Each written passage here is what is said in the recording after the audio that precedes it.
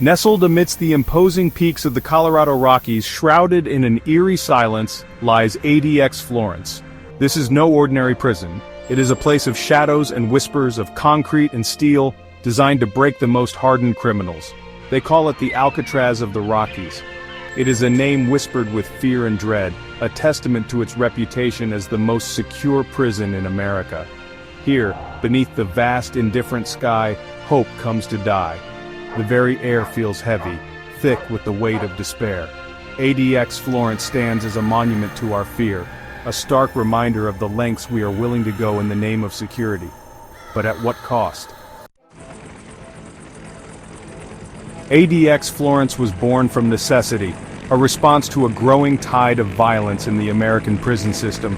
The year was 1994. Two correctional officers lay dead at the bloody hands of inmates in the high-security prison in Marion, Illinois. The nation demanded action. The solution? A prison designed to isolate the most dangerous, the most volatile, the most beyond hope. And so it was built. A fortress of concrete and steel, designed to house its inhabitants in almost complete solitary confinement.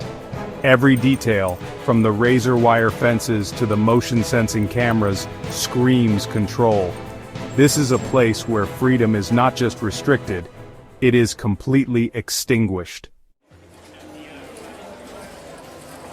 The men held within these walls are not your average criminals. They are the ones whose actions have left an indelible mark on society, whose names are synonymous with fear and infamy.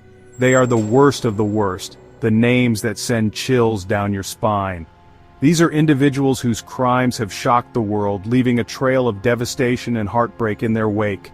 Terrorists, mob bosses, serial killers, their crimes a testament to the darkness that can reside in the human heart. Each one of them has a story that is both horrifying and fascinating, a glimpse into the abyss of human depravity. Men like Ted Kaczynski, the Unabomber, whose reign of terror paralyzed a nation. His homemade bombs, sent through the mail, killed 3 people and injured 23 others over nearly 2 decades. Ramzi Youssef, the mastermind behind the 1993 World Trade Center bombing, an attack that was a precursor to the horrors of September 11th. His actions resulted in 6 deaths and over 1,000 injuries. And Dzhokhar Tsarnaev, the Boston Marathon bomber, whose heinous act of terror killed 3 people and injured hundreds, leaving a scar on the city of Boston and the nation as a whole. These men are defined by their past, their futures seemingly predetermined by the cold concrete walls that surround them. Their lives are a stark reminder of the consequences of their actions, a life sentence in the truest sense. They are ghosts in a machine, forgotten by the world outside, left to grapple with the demons within. In this place, hope is a distant memory, and redemption is a dream that fades with each passing day. Imagine a world devoid of color, of human touch, of hope. A place where the concept of freedom is a distant memory, and the days are marked not by the rising and setting of the sun, but by the relentless ticking of a clock that seems to move slower with each passing moment. This is the reality for the inmates of ADX Florence, a supermax prison designed to house the most dangerous criminals in the United States. Here the walls are thick, the security is tight, and the sense of isolation is overwhelming. They spend 23 hours a day locked in their cells, small concrete boxes with little more than a bed, a toilet, and a desk.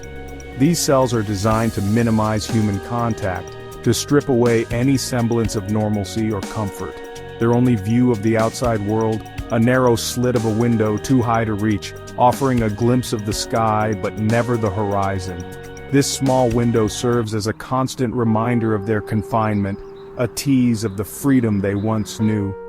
Their days are governed by routine, by the clanging of steel doors, and the sterile hum of fluorescent lights. The monotony is unbroken, the silence only interrupted by the occasional distant shout or the echo of footsteps in the hall. Meals are delivered through slots in the cell doors, human interaction limited to brief encounters with guards. These moments, though fleeting, are a lifeline to the outside world, a reminder that they are still part of the human race. Even exercise is a solitary affair, conducted in a small enclosed yard that resembles a cage. Here, under the watchful eyes of guards, they pace back and forth, their movements restricted, their freedom an illusion. This is a place where time loses all meaning, where days bleed into weeks, weeks into years. The passage of time is marked only by the changing light through the small window, a cruel reminder of the world that continues to turn without them. The human spirit is resilient, capable of enduring unimaginable suffering. But what happens when that suffering is relentless, when hope is systematically extinguished? What are the psychological effects of such prolonged, extreme isolation? Studies have shown that solitary confinement can have devastating consequences for mental health. Anxiety, depression, paranoia, hallucinations. These are just some of the symptoms reported by those who have endured this form of punishment. The very fabric of their being begins to unravel, their sense of self slowly eroded by the crushing weight of solitude. The Eighth Amendment to the United States Constitution prohibits cruel and unusual punishment. But what constitutes cruel and unusual? Is solitary confinement a practice that inflicts such profound psychological damage, a violation of this fundamental right? The debate rages on. Proponents argue that solitary confinement is necessary to maintain order within the prison system, to protect inmates and staff from violence. Opponents counter that it is a barbaric practice, a form of torture that has no place in a civilized society. The debate is complex, fraught with ethical and moral dilemmas. But one thing is clear. The use of solitary confinement raises serious questions about who we are as a nation and the values we hold dear. Section 7. A Nation's Conscience Behind Bars. ADX. Florence is not just a prison, it is a reflection of ourselves. It is a testament to our fear, our anger, our desire for retribution. But it is also a testament to our capacity for cruelty, our willingness to inflict suffering on others in the name of justice.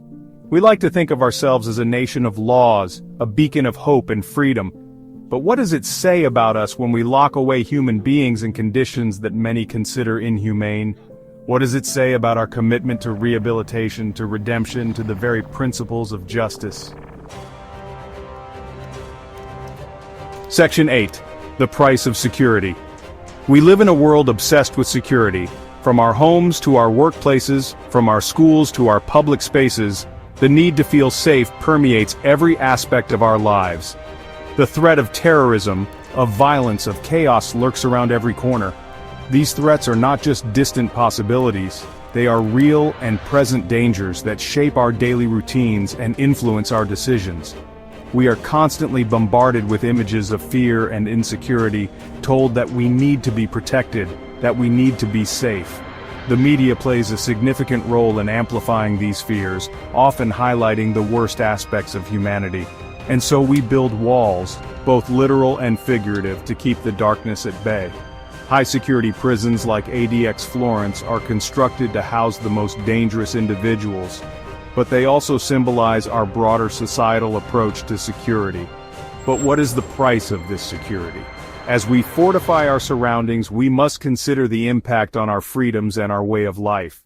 The constant surveillance, the loss of privacy, and the ever-present sense of being watched can take a toll on our mental well-being. How much freedom are we willing to sacrifice in the name of safety? The balance between security and liberty is delicate, and tipping too far in one direction can lead to unintended consequences. And what happens when the very measures we take to protect ourselves begin to erode the very values we hold dear? Civil liberties, human rights, and personal freedoms are often the first casualties in the quest for security. These are the questions we must ask ourselves as we grapple with the legacy of ADX Florence. As we look to the future, we must find ways to ensure our safety without compromising the principles that define us as a society. Section 9. Rehabilitation or retribution. The American justice system is founded on the principle of rehabilitation. The idea is that even those who have committed terrible crimes can change, can turn their lives around, can become productive members of society. But does ADX Florence embody this principle? Critics argue that the extreme isolation imposed on inmates at ADX Florence makes rehabilitation virtually impossible. They argue that instead of fostering remorse and encouraging self-reflection, solitary confinement breeds anger, resentment, and despair.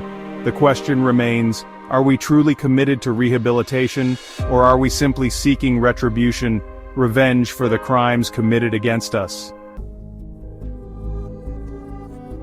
Section 10. A Shadow Over Justice, ADX.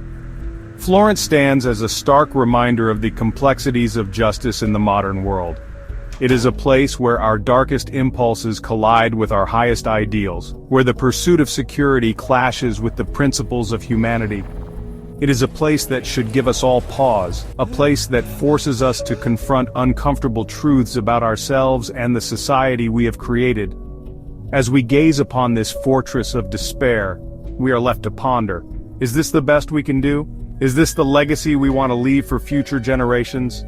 The answers, like the shadows that stretch from its walls, are long and troubling.